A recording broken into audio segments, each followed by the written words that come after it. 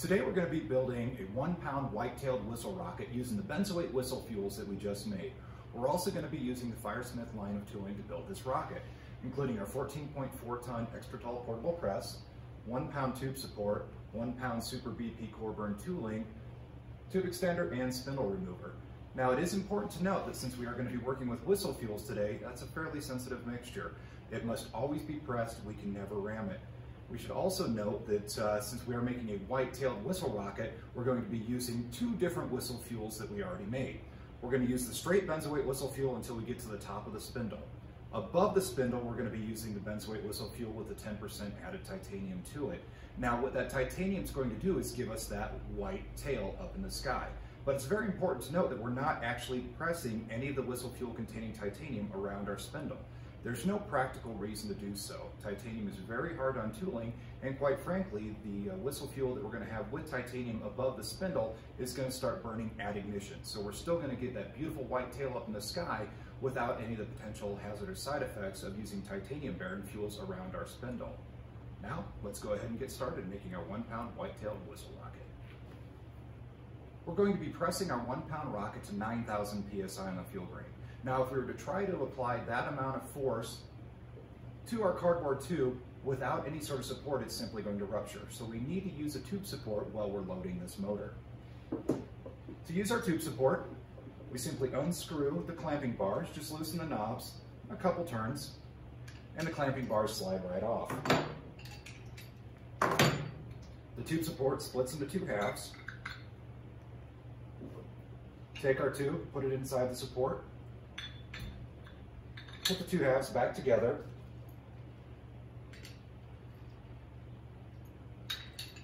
reattach our clamping bars,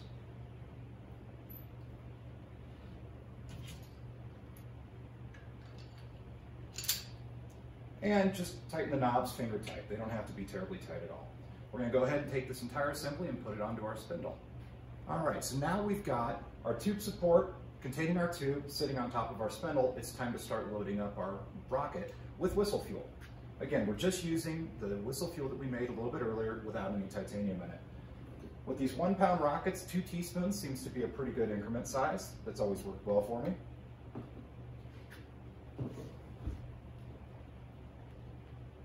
So 2 level teaspoons of whistle fuel.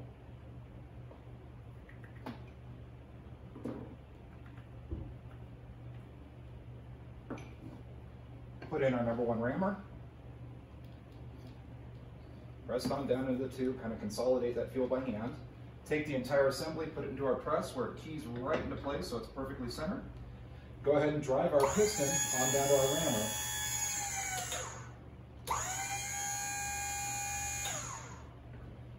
And again, we always want to keep track of this no-pass line. It's very important that this thing stays on top of the tube and on top of the tube support. If we see that line disappear, it means we're smashing metal on metal, and that's not a good thing. So we've got the first increment of fuel. Let's go ahead and add a few more.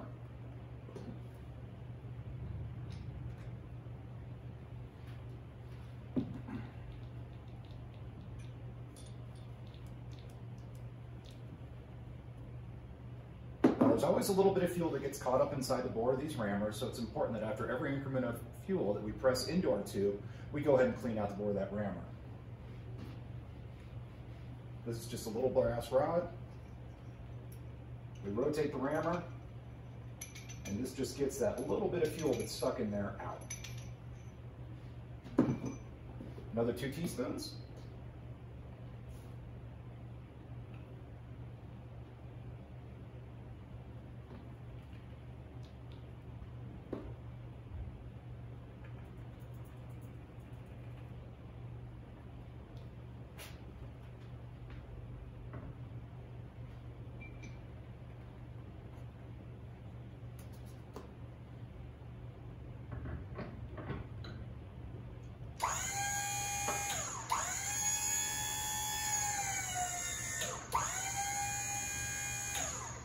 And there we go, another 9,000 psi on the actual fuel grain.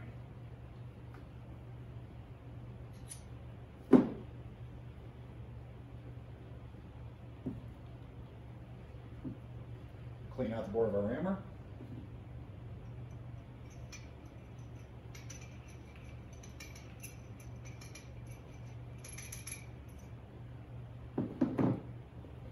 Another 2 teaspoons of fuel.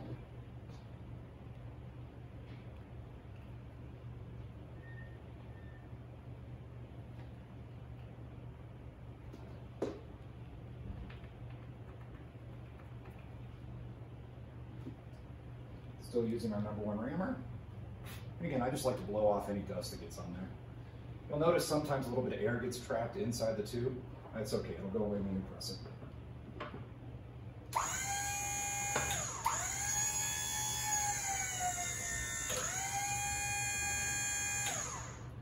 All right, one more increment of fuel with this rammer, we'll be able to switch over to our #2 rammer.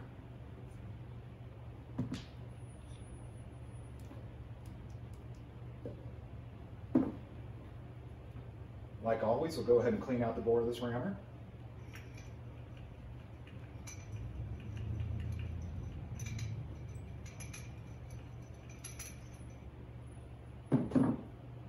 Two more scoops of fuel.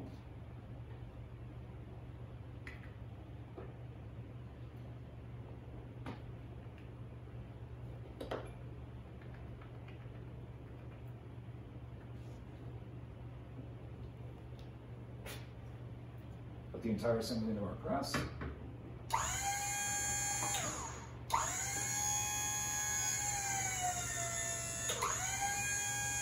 And we can see that the swap out line's above our tube, so it's time to move to our next size smaller rammer, which is our #2 rammer.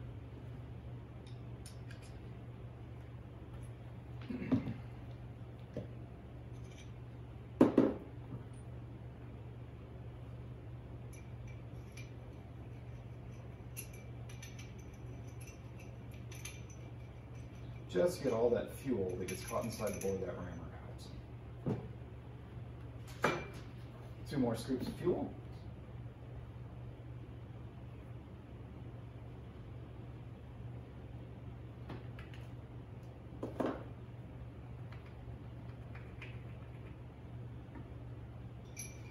And we're going to use our #2 rammer.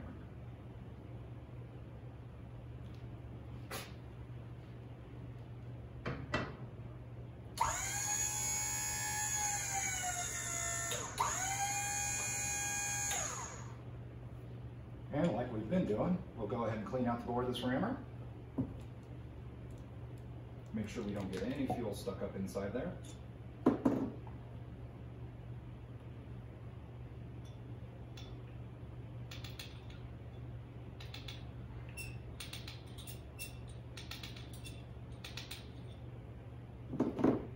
Two more scoops of whistle fuel.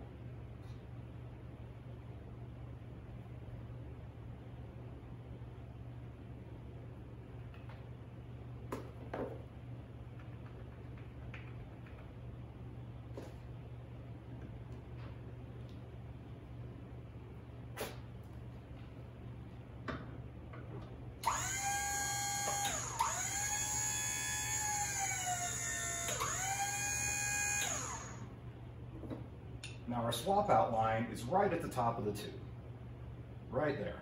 So we can go ahead and move on over to our #3 rammer after we clean this one out.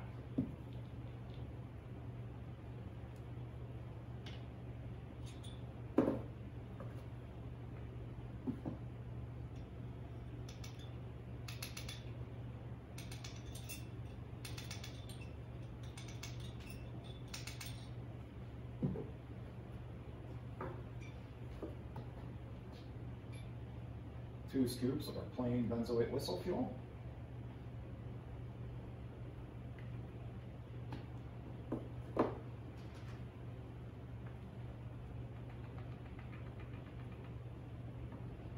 And our #3 rammer. So our shortest rammer that actually has a core in it. Again, put the entire assembly into our press, keys right into place. Hold the button down.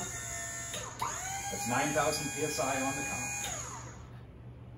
And like we've been doing this entire time, we'll go ahead and clean out the bore of our rammer, make sure there's no whistle fuel stuck in there.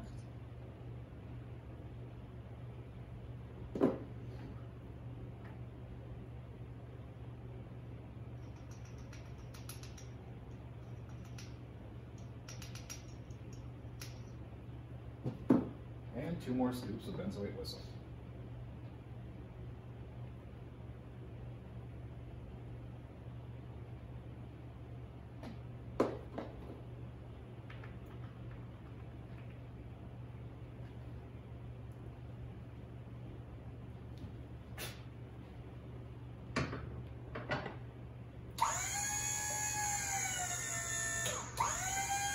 And we'll do one more increment of whistle fuel with this number 3 rammer, and then we'll be able to switch over to our titanium bearing whistle fuel, so we have a nice white tail while the rocket's flying.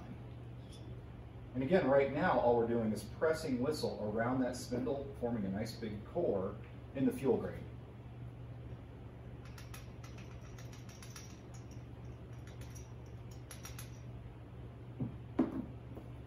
Two more scoops of whistle.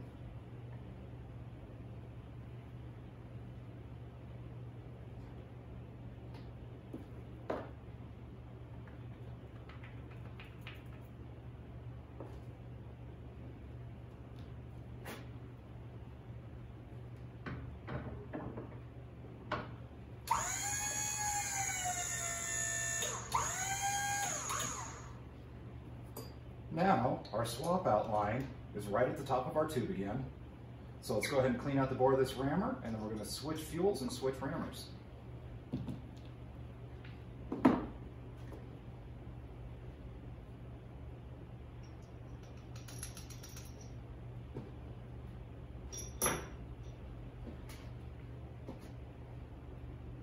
Now, so far we've been pressing plain benzoate whistle fuel around the spindle. Above the spindle, we're going to add that same benzoate whistle fuel, but this particular batch of whistle fuel has 10% added 80 mesh titanium sponge.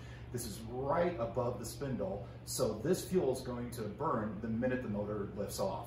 But it's going to give us a nice bright white tail without any of the damaging effects of trying to press titanium around the spindle. So, 2 scoops of our titanium bearing whistle fuel.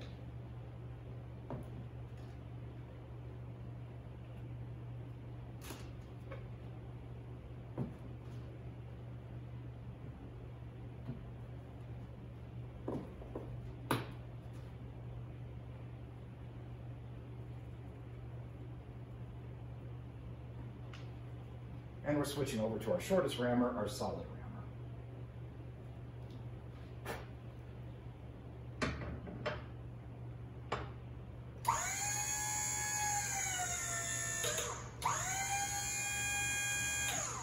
Now, since this rammer doesn't have a bore on it, we don't have to clean it out.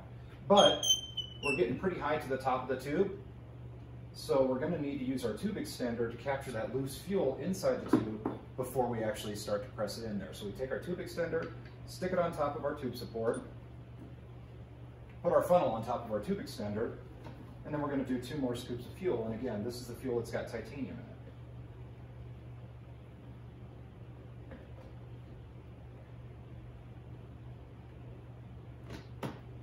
Go ahead and tap it on down, get that loose fuel inside our tube extender. We're going to take our solid rammer and just press it through the tube extender into the tube, and then we can slide the tube extender up and off of the solid rammer. That pushes all that loose fuel into the tube, so that way it's not spilling out everywhere.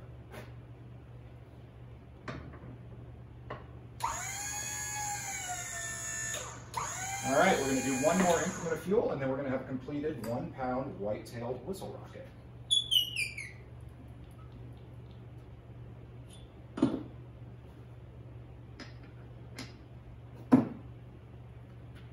Tube extender, our funnel, 2 scoops of fuel,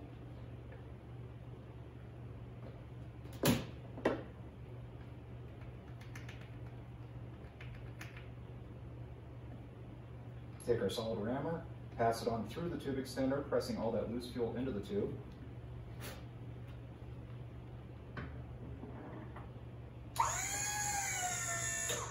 There we go. That's our final increment. Now it's time to take our rocket out of the tube support. So to do that, what we need to do is we need to first remove the spindle from the base. Just unscrew it. Then the base pops right off the spindle. Now we've been loading this thing up to 9,000 PSI, so we're going to need to use a hex key just to loosen these knobs a little bit. It doesn't take much.